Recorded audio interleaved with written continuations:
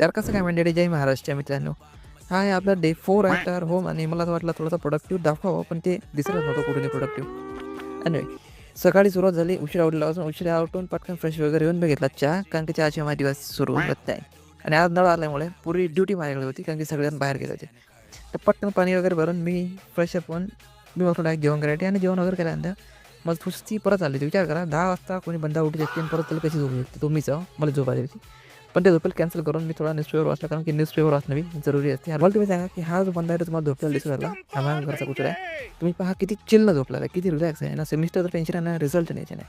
याचं सेमिस्टर आठवलं, मी पेपर तर दिला आहे सेमिस्टरची, मला रिझल्टचं मला टेन्शन झालं, कारण की मला माहिती आहे की पेपर मी कधी दिला आहे. आणि त्यानंतर मी बसलो याचं वर्कशॉप वगैरे करायची. आणि आज आमचा जेवायचा प्लॅन कॅन्सल झाला होता, म्हणजे एवढी भूक नसल्यामुळे. तर गेलो पास्ता वगैरे आणला आणि पास्ता वगैरे खाल्ला. नाईट ड्राईव्ह करायची मी बाहेर गेलो होतो, कारण की मला थोडंसं बाहेर जायचं होतं.